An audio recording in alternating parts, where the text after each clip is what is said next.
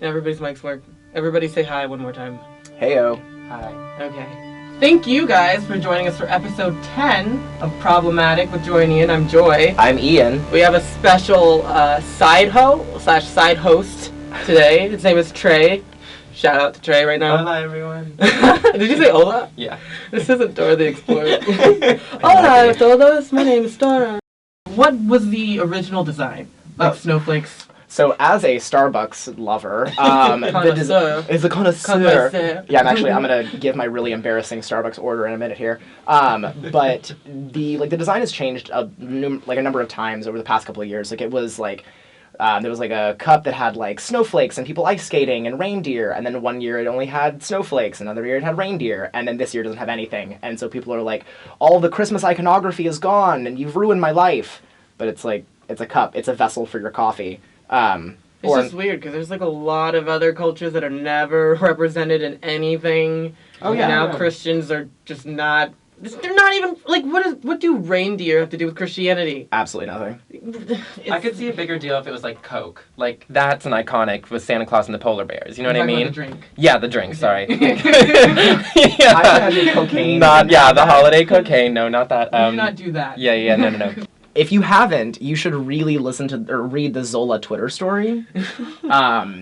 If you're, for the uninitiated, Zola's Twitter story is a Twitter epic. It takes about 10 minutes to read. It's the first Twitter epic. Yeah, it's beautiful. It's about strippers and trapping in Florida. One of my roommates forwarded it to me and was like, hey, you need to read this, we need to talk about it. It was me. No, girl, Sydney, and then you. Oh, you're number 2. Why did you act like it? You made me feel so special. You were like, oh my gosh, I'm dying. And I was like, I give me in all the news. Because in the spirit of the Starbucks red cup, I had come back to life and then had died again. I found myself out loud cackling. And this was I read this in parts, one at home and another at work. Oh. And so I know. But I was just laughing and crying, and I was like, oh my god, this is great storytelling. We're there with her. Yeah. We feel everything she feels. There are security tapes of her attacking a security guard after she tried to pull the fire alarm because they were trying to already kick her out. So this was her. What? Yeah, and so apparently there's a lawsuit happening now to why she had to cancel. Which I'm like, girl, just take 2 seconds. The song's called WTF, where they from? Yeah, and then she says, where are they from, where are those moves from, whatever, why are you dancing like that? And then at one point she says, sticking your tongue out like that, you're too young. And or read it more. Yeah, so it's the dance you're doing is dumb. How they do that, where you from, sticking out your tongue, girl, but you know you're too young. And I that's the hook for the song, and I heard it and I was just like, well, who else sticks their tongue out besides Miley? And that dance you're doing is dumb, how they do where you from, oh, Missy, I am so about this disc. In Shia LaBeouf's quest to be an artist and be very out there, I think this is really cool. Yeah, I'm for it. Are you for it, Trey? I like it. Apparently it's part of this whole art thing he's been doing, this movement that he's been working with a group of people. I can't remember their names. Their names are foreign and hard for me to read. But it was a group that also did the whole, remember where he did the sit where he was in a room and just people in LA or something would come through and say whatever they wanted to for 15 seconds.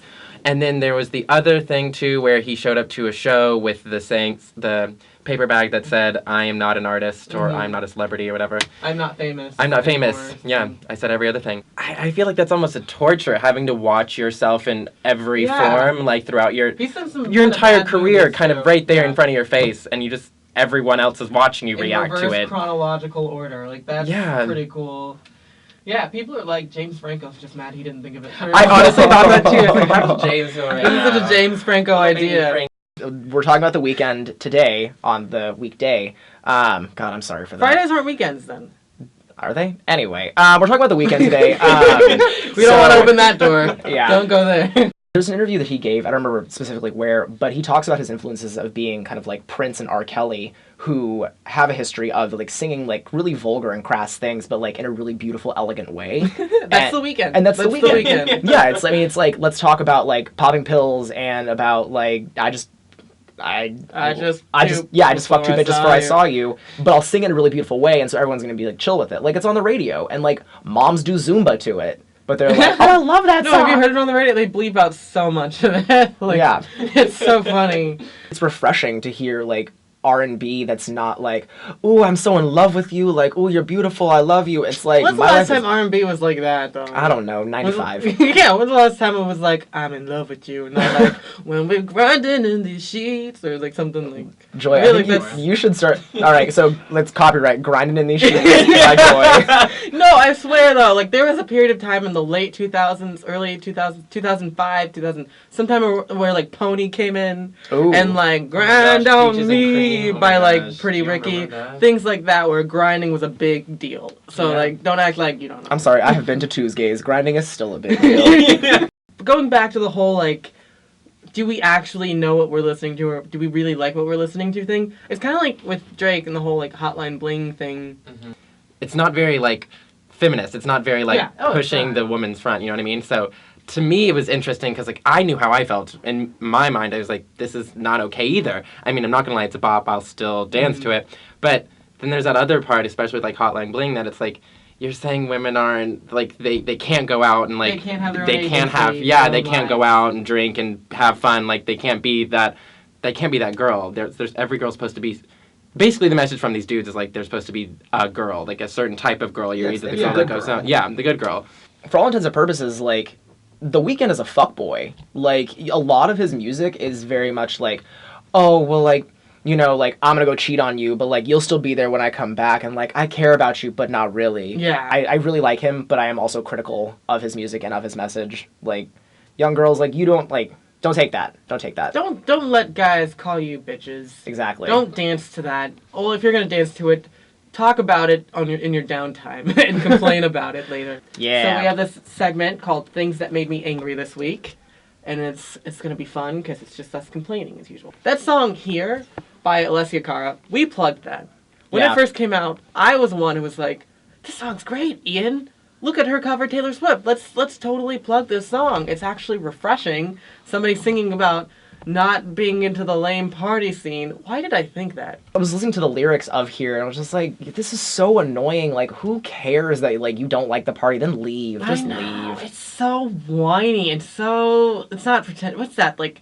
So, like, I'm better than Well, it's like this, people. like, holier than thou kind of... It is. It's like... so... Well, there's this one line of, like, I'd rather be with my friends, like, talking about, like, our thoughts and, like, how to rule the world. And I'm like, you're not better than anyone at this party, girl. You can party and drink and have a good time and also have dreams and thoughts and ideas. A person that I'm friends with on Facebook recently posted a thing that was that same point. It was like, most of society, like, partying, turn up, twerking, me, like, spirituality, the environment. And I'm like, girl, these things are not mutually exclusive. Like, I too care about the environment, but, like, you'll catch me at Tuesdays next week, like, throwing down.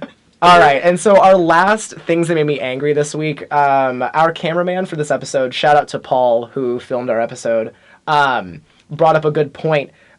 Is a hot dog a sandwich? I don't think so. I think the criteria for a sandwich, 2 slices of bread minimum. At least have 2 separate, not touching slices of bread, and then you can fill it with whatever you want. You could fill it with ice cream. It's an ice cream sandwich. Like, it's not even bread then. It's just 2 slabs of a hard substance that is chewable, and then you put something in between it, and then you eat it with your hands next to each other, and your thumbs parallel to your fingers. If you put a hot dog in between 2, like, pieces of bread, is it no longer a hot dog? Is that, like, a meat tube sandwich? Well, if you put a hot dog between 2 slices of bread, are you eating it with your hands like this and the hot dog's in the middle, and you're just eating bread on 2/3 of the sandwich, and then the hot dog in the middle third? You don't know my life.